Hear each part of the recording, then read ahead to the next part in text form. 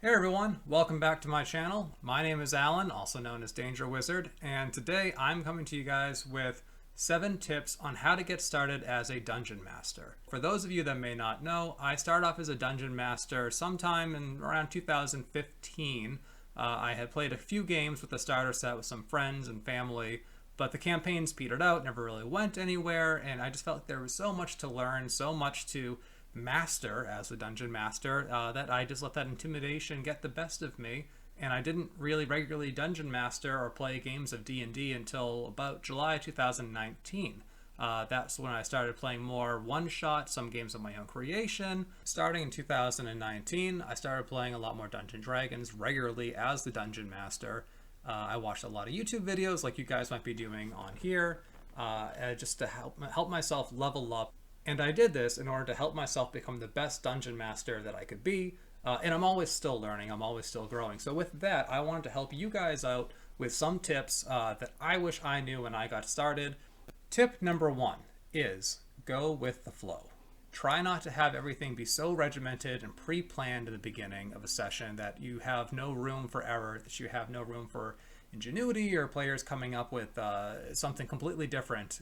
Classic example last night, I had a player decide to not fight any of the monsters, not help their ally that was bleeding out, but instead dive into the mind hole of the creature that was dreaming up the entire landscape that they were in, which was actively being corrupted by, no spoilers, well, maybe some slight spoilers. So they dove into this mind hole that was being actively corrupted with this battle going on, and I had to think of what would an angelic creature's mind dreamscape look like while it was being attacked by demonic Ichor and other types of, evil artificial intelligence. So that was fun. And yes, you have to make some of these things up on the fly, but that's half the fun of Dungeons and Dragons. Have some ideas ready of NPCs that might show up with, little personalities written out already, or ways to tie them back into the adventure. Also having a list of random encounters, random weather events, or strange things that they might see in the landscape or in the cities that they're in.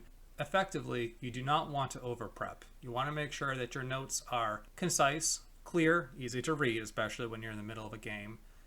Give you enough information to go on to get started with, but not so much detail that it's going to bog you down. I do recommend, though, if you have anything particularly important, to highlight that or write it in a different color, just because if you're glimpsing down at a page of notes in the middle of a session and everything kind of looks just like your chicken scratch handwriting all together, you might miss that, oh, there's a secret door there that they should notice about, or oh, they should level up by the end of this session. I've definitely been guilty of retroactively telling my players, oh, by the way, you leveled up last session. I just forgot to tell you. In summation, make sure you go with the flow. Don't be a stickler for the rules or whatever plot hooks you've set up or whatever storyline points you think the players need to hit. Just remember, it's the player's game. Let them do what they want to do in the game within reason, as long as it's still fun for you as well. But it's their story to tell too. So make sure that you're allowing them to express your creativity, express their desires and how they want to interact with the world. Because remember, unless you have a strict deadline, this game can go on for as long as everybody wants. So there's no rush, You're all there to have a good time. Ride through the waves of player unpredictability and enjoy it. My second tip for getting started as a dungeon master is to take good notes, or to ask someone else in your party to take notes for you, if that's not your strong point in the middle of the game. I cannot tell you how many times looking back in notes before a session, or even during a session, has saved a campaign from potential huge plot hole, or forgetting a key character or event or a piece of equipment that I've given the players. Having meticulous notes, or maybe not necessarily meticulous, but just having fairly detailed notes of what happened in each session, who they met, what they saw, what the key points were, when they leveled up. However, if note keeping isn't your forte, you can always ask a reliable player to take good notes for you. A lot of times players will do this on their own already because they want to remember things for themselves. They're not going to take notes of all the things that are happening behind the Dungeon Master screen. That's still on you. But insofar as what happened last session, who they met, where they went, who died, who killed what, who stole what, those are things that the players can take. I have one game with a Discord server, and there's player notes, which I refer to all the time because it saves me having to do a lot of the memorization and legwork of note taking. But yeah, having notes that you can fall back on, it's just going to make your games much more coherent, much more consistent, and you can also look back in your notes, find things or players, events that might have fallen by the wayside or gone by unmentioned, and hook them back into the story later. That's always fun when players like, oh, I completely forgot about that guy, but yeah, he's been dogging us since the beginning. Players always enjoy it when they have callbacks to things from earlier in the campaign, provided that it's a good callback. No one's particularly excited about the, and well, actually, I was going to say no one's excited when the infectious goblin shows up again to lay waste to another town with another wave of pestilence. But I mean, depending on your player group, that could be a lot of fun for them. So who knows? You guys know your players best. Just remember the details when you can, but don't get bogged down in them. The next thing I want to talk about is setting player expectations at the beginning of your campaign and then making sure that you check in on them from time to time as the campaign progresses. I used to be so excited about playing Dungeons and Dragons with my friends that I would just jump right into the first session. But while that's fine for one-shots, I found that when you're making a campaign, something that you're going to be playing over multiple sessions, whether it's a few weeks, months, or even years, it pays dividends to set aside time to have a session 0, having that first talk through of what kind of game do you guys want to play, what are your playing styles, do you like more role play, do you like more puzzles, do you like more combat, do you prefer like a brooding gothic horror with a lot of gore and terror, or do you have like certain phobias maybe that you don't want, like are you afraid of spiders? But some people have phobias of all sorts of creatures that they would just prefer not to have mentioned in the game. Like I have one player that does not like maggots. It's just one of her hard lines in the sand, so I make sure that whenever there's like some sort of grub-like creature that I change it into something a little less squirmy, a little less maggot-like. It's no skin off my nose. It doesn't deny the players any sort of enjoyment. I can still keep those creatures in there. Maybe they're snakes instead, or maybe they're some sort of crustacean monster. Same effect, you still fight things, there's still a challenge, there's still an enemy to overcome, but the player's phobia isn't triggered and she enjoys the game more, therefore everyone else enjoys the game more. And this is something that you might forget from time to time too. Don't beat yourself up if you do. Encourage your players to remind you or to let you know like when you touch upon a subject that might be a little too uncomfortable for them, and foster that sense of openness and communication. Be ready to apologize if you do cross a line. Don't take it personally. Hopefully they won't as well. Just remember that you're all trying to play a game that everyone enjoys, and you want it to be as much fun for everyone as possible. So respect people's boundaries. Also, if you have players that have different ideas of what is fun, if you have one player that wants to just talk to everyone, get a feeling for the NPCs, delve into their backstories, understand their wants and their needs, their desires, and find ways to help them, including monsters even. That can be a lot of fun. However, that will clash if you have the rest of the party composed of murder hobos, players who just want to run around and kill anything that's standing on 2 or more legs. That is going to lead to some conflict. So trying to understand like what the dynamics of your group is in the beginning, where you guys can compromise. Most groups will have some sort of combination of players that like to do a lot of healthy role playing versus a lot of combat, but try not to let one type of player dominate the entire style of game. Maybe have some sessions that are more combat heavy, have some sessions that are more role playing or exploration heavy, or more magic heavy. A lot of people like to use their flashy spells as a way to tell their stories. Finding a common ground is important, and maintaining a dialogue with your players throughout the campaign. Never assume that just because things are the way that they've been for a long time, that just because you've been doing things a certain way since the beginning of the campaign means that's the way that it should, continue for the rest of the campaign. Maybe your players want to try a different type of initiative. Maybe your players want to have a new critical hit roll, or maybe your players want to maybe they're getting kind of bored of the setting and they want to try something different. Not every player group is going to tell you exactly what you need to change. Some of them will. While that can be a little difficult to absorb sometimes, it's also very helpful to have that kind of knowledge of what your players want to see from you, because then you can tailor the game to be the sort of game that they want to play and therefore will stick around to play. which means more gaming for you, more gaming for them, and it's a win for everybody.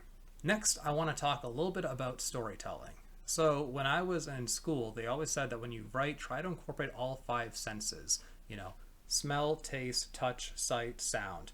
The same thing goes when you are describing a scene in Dungeons and Dragons. I mean, most of the time we're going to be playing around a tabletop or on camera, or not even at all, just theater of the mind. Even that's only visual and audio. You're still only using 3 of the senses. But if you can describe how something smells as you walk into a musty cavern, and the stench of the ages, like moldering bones and mildew, and like the stale water dripping down from the rusty chains, the rough uneven surface of the stone, and how the pools of slime, the little puddles there, how that kind of like pulls and tugs and ebbs around their boots, the sounds of chittering creatures in the darkness, maybe like some bats flitting around, or like a low moan. That's really going to help bring the players into the game. Hell, if you can talk about just a strange scent. The taste is a tough one. I mean, unless there's like something kind of flying into their mouth. But you can talk, if you go outside on a spring day in the countryside, and you can taste the pollen in the air. You can taste the grass almost. Obviously, if you're fighting against a particularly smelly ogre or a very pungent brute, sometimes you can taste that tangy BO. I was watching a show on Netflix. They were talking about how in face-to-face combat with samurai in Melee, you can smell what the other guy had for breakfast that morning. So that was something that kind of stood out in my head. Fighting an ogre, you can smell the horse that he ate this morning. You can see little bits of horsehair dangling from his teeth. Like those little details. Try not to bog down the campaign with it, though. Like when you're playing your game session, you don't have to go into every little detail, but at least when they enter a new scenario, when they enter a new location, try to hit on all those 5 senses as much as you can, just to give them that sense of grounding, and then their brains will fill in the rest as the scene develops. But if you want to really immerse your players into the game, don't just tell them what they can see. Tell them what they can see and hear and taste and smell and feel.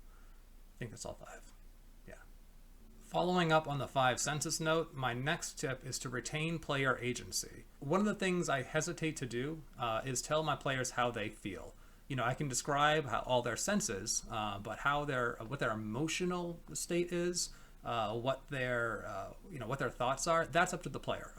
As a dungeon master, I do not reach into their psyche, into their consciousness as players, unless there is some sort of compelling reason to, like there's a mind control sort of attack, or there is some sort of warping artifact that blanks somebody's mind, or like a demon possession. But it has to be something very extreme for me to actually reach into a player's head and be like, okay, we're gonna tweak some things around in here. For the most part, 99% of the time, players, they are players. They are using their characters as vessels to inhabit your world, and to be themselves, to act out their fantasies, act out their deeds of heroism or villainy. I had sometimes when I was a player, DMs would say, "Oh, well, your character feels this way. Like, you guys are afraid," and be like, "No, my paladin's not afraid. Like he's ready to take on anything." Or be like, "Oh, you guys think you can take this, this band of goblins?" And I'm thinking like, well, my character's got a phobia of goblins. Like his whole family was slaughtered by them, so he wants to run. Don't tell your players how they feel. That they'll let you know quickly enough. Don't tell them what they think. They're doing plenty of thinking, mostly as themselves, but also as their characters. Ask them what they think. Ask them how they feel, because sometimes they won't be thinking of it. Sometimes they'll be checking their phone, or they'll be kind of checked out. You can describe to them a very emotionally charged setting. Maybe they walk into a room and their best friend is lying murdered at their feet. You don't have to say like, "Oh, you feel enraged or full of sorrow." Just describe the tragic look of horror on their pale friend's face, and ask them, what do you do? What are you going to do next? You want to tell less and ask more.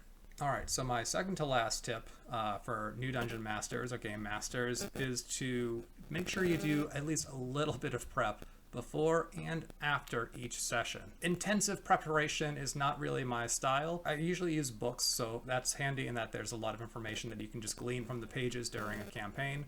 But if I know there's going to be a big fight with a lot of different monsters and characters, or if they're going into an open sandbox sort of environment, say for example the jungles of Chult, I want to make sure that I have some idea of what they can be going up against. I want to at least know what charts are where so I can reference them. I want to have an outline, of course, of the general story and the plot hooks. I want to know who the major characters are, and I want to know what the immediate environments that they might possibly be moving into are, at least where I can look those up quickly and have some sort of passing familiarity with them.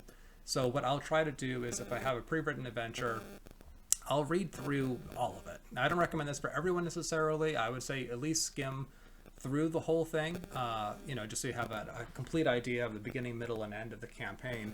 But at the very least, I would read the chapter that you're on and be familiar with all the different, locations that could connect to where your players are now. For example, in my campaign of Icewind Dale, I have a pretty good overview of the 10 towns. I don't know every little detail about each one, but I know where I can find that information, and I know a little bit about every individual town, so that if the players ask about it, I can at least throw something out there, like, oh, Goodmead is a place where they have meat, or Targos is a, large shipping village or large shipping city. Something that I can fill in the time while I research more details about it. Also, after a session, the temptation is great sometimes to just disconnect, roll back, and stretch, get a drink, go to the bathroom.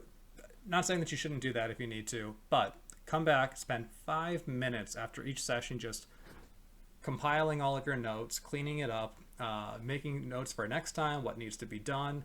If you have a virtual tabletop, you can go ahead and start just, arranging the encounters or the tokens, whatever you need for the next encounter, just so when you do start the preparation for your next game, you're not starting from scratch. You're not just looking back at your notes that are maybe, half finished because they were taken 45 minutes before the end of the last session during a combat. Have a little summation, I usually put stars next to my notes where I will say, this is what I need to do next.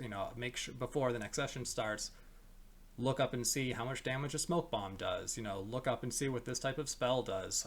Research this location, find images for this sort of monster. Action items that you can then go ahead and do, hopefully before the next game starts, or at least when you're sitting down to prep for the next game, you can go through and do all those. So do the prep before and after the session. The amount of time that you want to spend on preparation, that's up to each individual DM. Some are much more comfortable just going off the seat of their pants with very little preparation.